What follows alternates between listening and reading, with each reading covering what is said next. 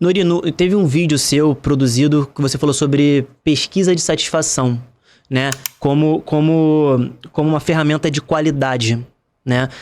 E gerou um pouco de dúvida em relação a pesquisa de satisfação, controle de qualidade.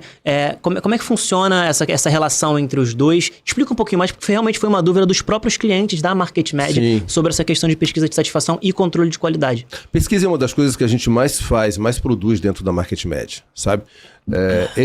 A pesquisa ela é um retrato da sua situação atual. Uhum. Aquilo que a gente vem falando até agora, sobre jornada do paciente, sobre criação de valor, tem que ter um termômetro, né? Tem que se analisar o quanto isso está acontecendo e o quanto não está, né? A gente, às vezes, traça estratégias para criar valor para o seu atendimento, para o seu nome, para a sua clínica, né? Mas é importante entender o quanto isso está acontecendo realmente, né? Uhum. Então, a pesquisa é a melhor ferramenta que a gente tem em marketing para analisar isso.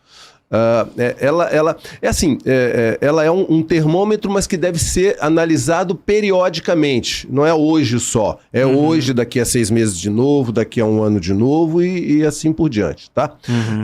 A base de crescimento da sua clínica, do seu consultório, está galgado no quanto você é capaz de entender o nível de satisfação dos seus pacientes. E é através das pesquisas que a gente consegue entender esse nível, sabe? Uma pesquisa recente, Bernardo, mostrou que 96% das pessoas que são atendidas numa clínica ou num consultório não reclamam das suas insatisfações. Não reclamam. Uhum. E 91% dessas simplesmente vão embora. Abandonam o atendimento, abandonam o tratamento, abandonam a clínica e vai para outra. 91% daqueles que vão embora sem reclamar. Uhum. Então, a pesquisa ela funciona como uma ferramenta que impulsiona as pessoas a falarem. Então, se ela não faz essa reclamação espontaneamente, eu estou falando de reclamação, mas pode ser um elogio também, pode ser qualquer coisa nesse sentido. Mas se ela não faz isso espontaneamente, induza a fazer. E a pesquisa funciona dessa maneira. É você induzindo as pessoas a mostrar para você o quanto elas estão satisfeitas ou não, sabe? E aí a gente tem uma confusão clara no mundo dos negócios, mas isso não exclui as clínicas, os consultórios. Aquilo que você coloca, né, nos consultórios, na clínica, pedindo para que as pessoas preencham, né? Sabe aquele formuláriozinho? Sim. Diga para mim o que você acha do meu atendimento, né? Sim. E a pessoa vai ali e preenche. Aquilo ali não é uma pesquisa. Tá? As pessoas tendem a confundir isso. Aquilo ali é um controle de qualidade. O formulário de controle de qualidade, ele deve ser aplicado depois que a pesquisa já foi aplicada, já foi formatada e aplicada, tá? Uhum. Então, a pesquisa é algo que tem começo, meio e fim. Perfeito. Então vamos lá, vamos fazer uma pesquisa no mês de junho agora para entender como é que está a situação da minha empresa, né? O quanto eu estou atendendo esse paciente, quanto ele está satisfeito com a decoração, com o atendimento do médico, com a recepcionista, com o telefone. Então eu vou fazer uma pesquisa. Então eu vou pegar uma quantidade de pessoas que seja representativa, tá? Ou seja, não pode ser nem pouco e nem muito. Então, existe um estudo para isso, inclusive. Existe inclusive um cálculo que pode ser pensado e trabalhado nisso. Ou seja, com base na quantidade de clientes que você tem cadastrado na sua clínica, você utiliza X% dessa base para aplicar essa pesquisa. Perfeito. Tá? Esse percentual é que precisa de uma fórmula para ser aplicada.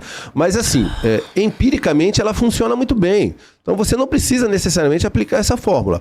Pegue uma quantidade que seja representativa. Se você tem um cadastro hoje de, supondo aí, né, 5 mil clientes na sua clínica, pegue 10% disso, é representativo. Pegue 8% disso. Mas você indica do próprio gestor da clínica, o administrador, sócio da clínica, fazer isso? Ou não, isso tem que ser feito formalmente mesmo. Formalmente. Formalmente. O que é formalmente? Tem que ter, primeiro, uma análise do que eu quero levantar de nível de satisfação. A satisfação que eu quero entender é quanto à clínica? É quanto ao atendimento? É quanto ao preço? Não é geralzão assim, não, né? Não necessariamente. Pode ser específico. Eu quero saber se os médicos que estão trabalhando aqui, eles... Isso. Eu quero saber se a recepção está fazendo o trabalho. Eu quero saber se a parte de vendas, né, ali, de fechamento... Então, você pode fazê-la de forma específica ou você pode fazê-la de forma generalizada, tá? Isso não é problema. Tá. O problema é você parar para entender que pontos devem ser avaliados. Então, no momento Perfeito. que você tem esse índice, que pontos eu tenho que avaliar? Você então formata um instrumento de pesquisa. Tá? O instrumento nada mais é do que o questionário em si. Tá? E aí existem uma série de normas para acompanhar isso. Eu recomendo quem vá fazer uma pesquisa nesse nível, contrate uma empresa capaz de fazê-lo e de fazê-lo de forma adequada, porque assim, não se pergunta para a pessoa, você está satisfeito? Não é assim que se faz.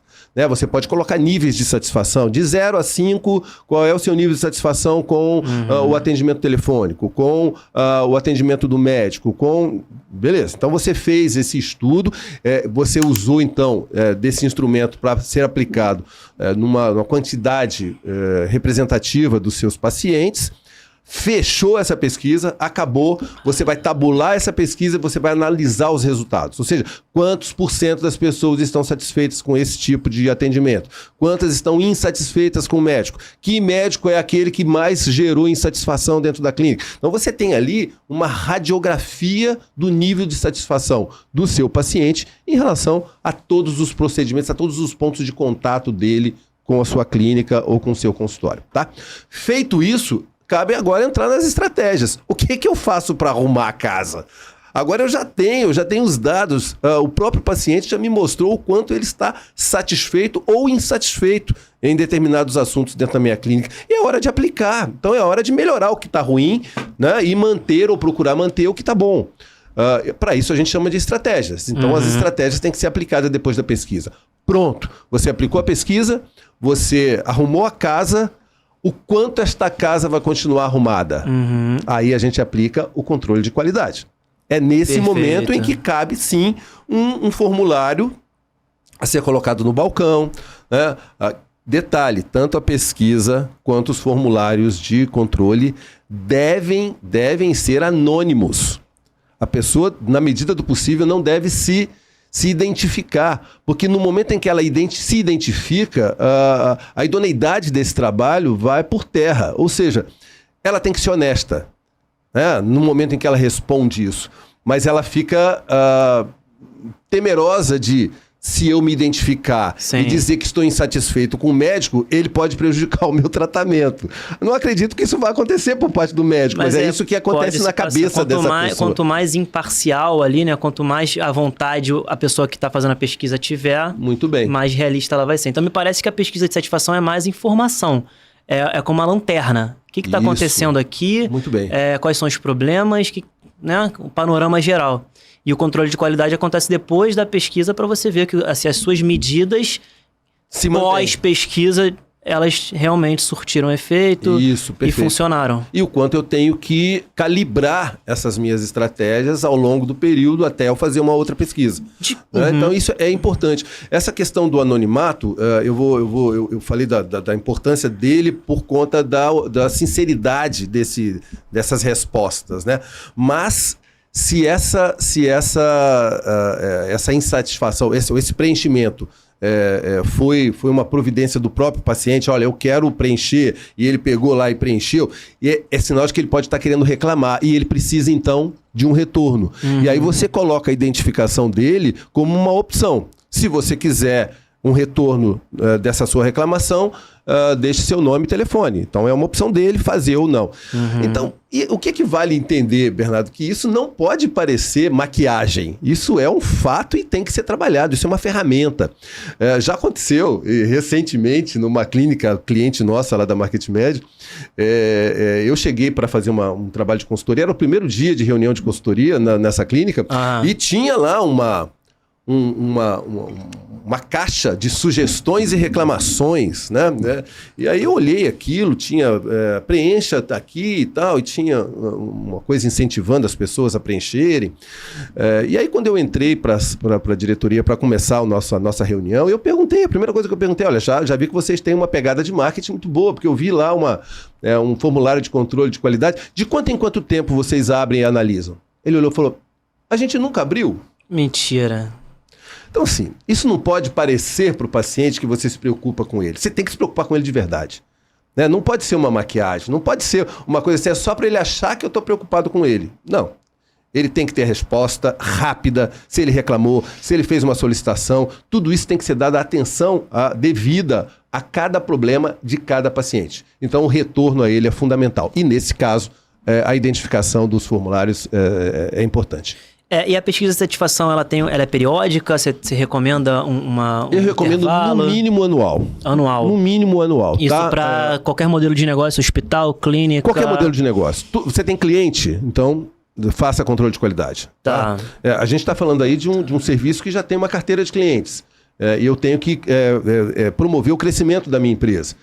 Para promover o crescimento da minha empresa, a primeira coisa a entender é que eu preciso criar satisfação e criar valor para o meu produto. Eu só crio valor entendendo o que esse paciente pensa a meu respeito. Se eu não souber disso, eu não tenho como fazer isso. Uma clínica, por exemplo, que abriu hoje, você recomenda, existe um prazo para ela começar a aplicar essa pesquisa de satisfação, ou você recomenda assim, não, vamos primeiro botar cliente na casa, paciente na casa, para depois a gente começar a pensar em fazer a pesquisa e depois um controle de qualidade? Boa pergunta. Assim, na verdade, pesquisas são diversas, né? A gente está falando aqui de pesquisa de nível de satisfação. É aquela onde eu vou avaliar o nível de satisfação do meu paciente. Então tem que ter paciente na casa. Então tem que ter paciente na casa. Eu posso fazer isso logo nos primeiros momentos. Por exemplo, no primeiro, no segundo mês, onde eu já tenho uma carteira.